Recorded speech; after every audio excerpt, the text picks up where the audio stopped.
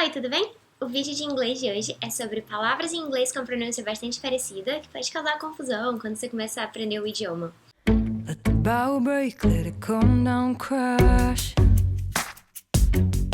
As primeiras duas palavras são country e county. Country significa país, então poderíamos falar Brazil is the biggest country in South America. I've always wanted to live in another country. E county é uma palavra que eu não conhecia até morar nos Estados Unidos. County, em tradução aberta, seria condado. No significado, é uma região geograficamente delimitada por motivos de administração política. Em dicionário, eu encontrei também comarca para county, mas eu não usaria esse termo porque comarca, pelo menos no Brasil, refere-se a região delimitada para fins jurídicos. E para isso, no inglês, tem o termo judicial district, que seria o distrito judicial jurídico. E lá nos Estados Unidos, todos os estados são divididos em counties. Então, por exemplo, eu morei primeiramente em New Jersey, no Essex County, e em Nova York, em Long Island, eu morava no Suffolk County. Então, eu poderia dizer I moved from the Essex County to Suffolk County. I used to live in the Suffolk County. Essas duas palavras, apesar da escrita ser parecida, a pronúncia é muito diferente, então fica mais difícil de confundir.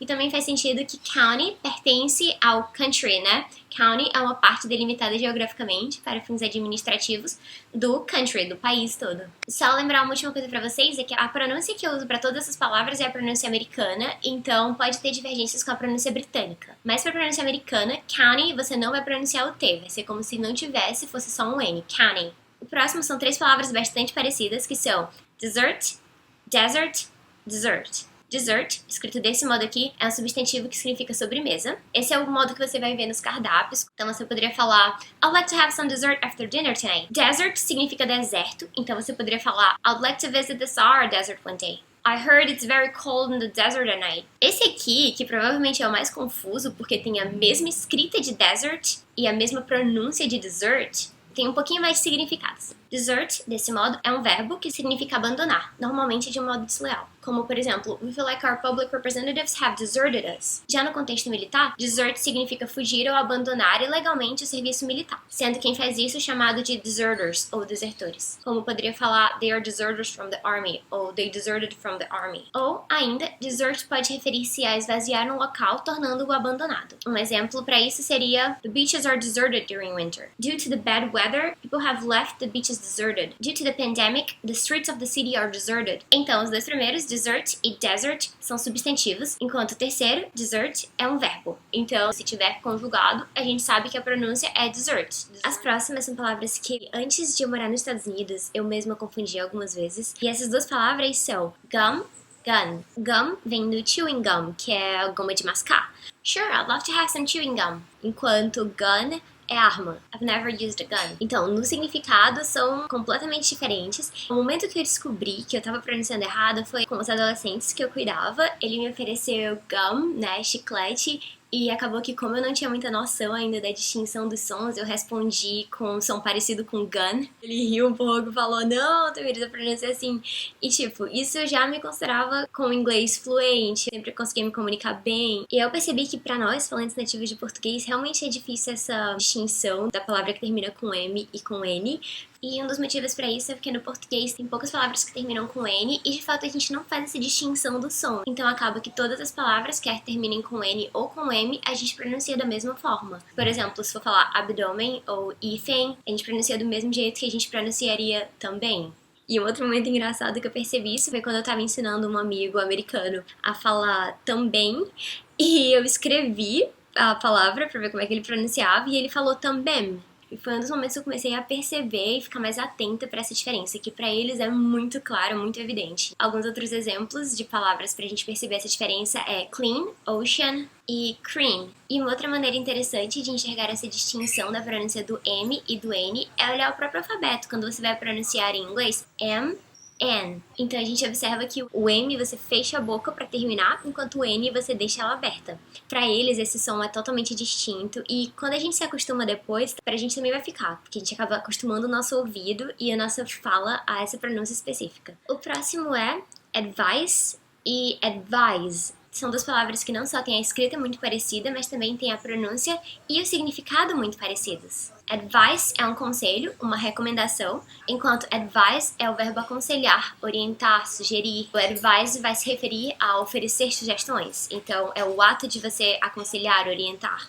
Então a principal diferença está no fato de que advice é um substantivo e advise é um verbo. Então você nunca vai poder conjugar advice. Você vai falar, she advised me not to do that. Então, por exemplo, se for pedir por um conselho, você poderia falar, she gave me a relationship advice. She gave me a very valuable advice. He gave me some business advice. E esse é um excesso de distinguir, porque no português um S entre vogais a gente pronuncia com som de Z. Então, advise, advice.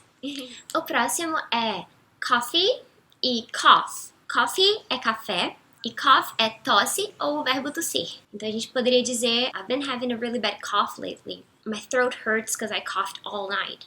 E para coffee, can we meet up at a coffee shop and I offer you some coffee or tea? Would you like to have some coffee? E a distinção da pronúncia desse aqui também é mais fácil no sentido de que coffee termina com 2 S, então é mais fácil da gente perceber que aqui tem uma entonação. Você vai estar pronunciando a última sílaba como sílaba tônica. E cough, como não termina em nenhuma vogal, não possui entonação na última sílaba. Então, o final, a pronúncia vai ser bem mais suave, cough.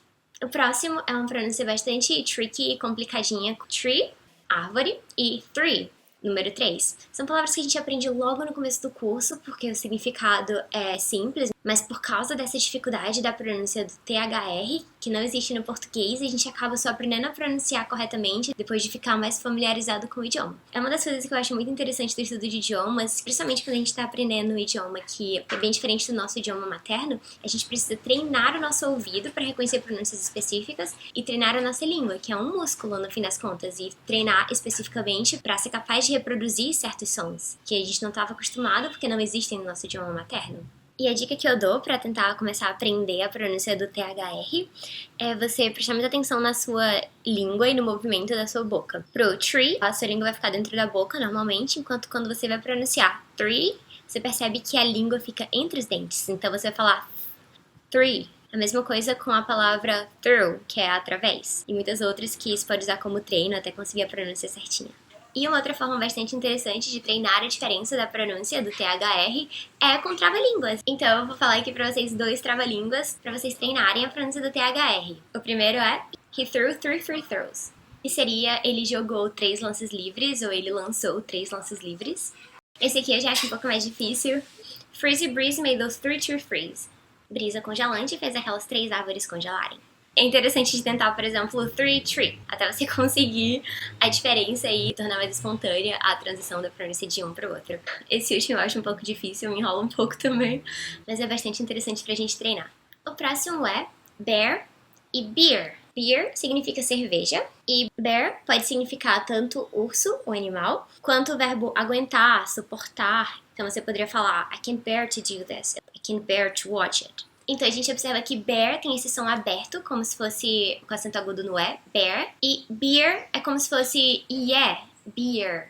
É normal que algumas pessoas, quando olham para a palavra bear, pensem que a pronúncia seria beer, do mesmo jeito que cerveja, por causa de algumas referências como ear ou bean, que tem o EA e a pronúncia acaba com esse som de I, mas para bear a pronúncia é desse E mais forte, aberto. E muito parecido também, a gente tem beard e bird. Beard tem a pronúncia muito parecida com a de beer, mas com um D no final. E a gente vê que esse D tem um som suave, mas é pronunciado. Então não pode deixar de incluir o som do D no final. Então, beard é barba e bird é pássaro. É muito importante fazer essa distinção no som, porque o I geralmente vai ter esse som do bird, que nem fur, que é tipo pelo de animal. Então, beard e bird. Lembrar de incluir no final da palavra o som do D suave. E a próxima é beach e beach. É uma distinção que muita gente também tem dificuldade de aprender no começo. Beach significa praia, enquanto bitch, em tradução aberta, significa puta ou cadela. Essas 2 palavras são usadas por vezes como objeto de trocadilhos, como por exemplo na música do David Guetta,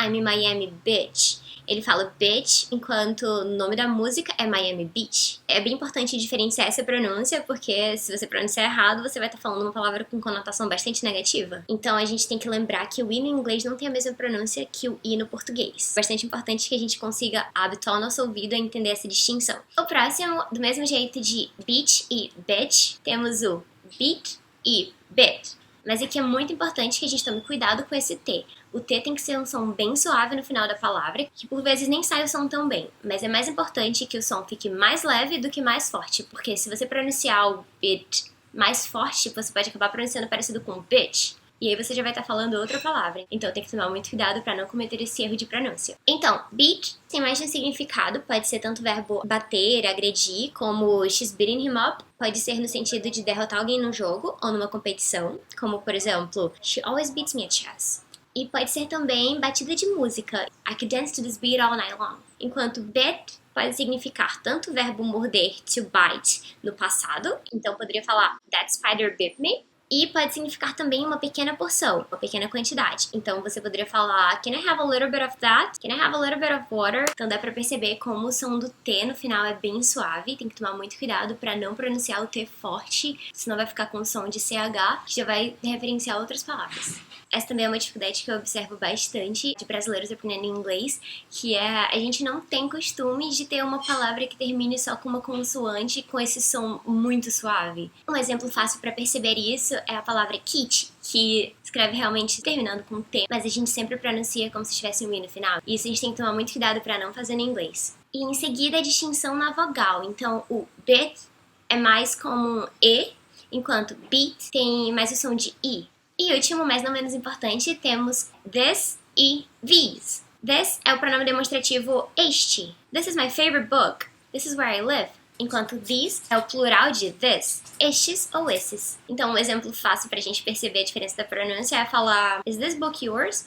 Are these books yours? Então a gente percebe que no this o som é mais próximo do som de um E, enquanto no these o som é muito claramente de I. Então esse é outro muito importante de treinar para conseguir pronunciar bem. E volta para aquele som do TH que é estranho para a língua portuguesa, que você acaba tendo que botar a língua entre os dentes. This, these, certinho? Então é isso pelo vídeo de hoje. Oi, que foi, Lina? Então é isso pelo vídeo de hoje, espero que vocês tenham gostado e até o próximo.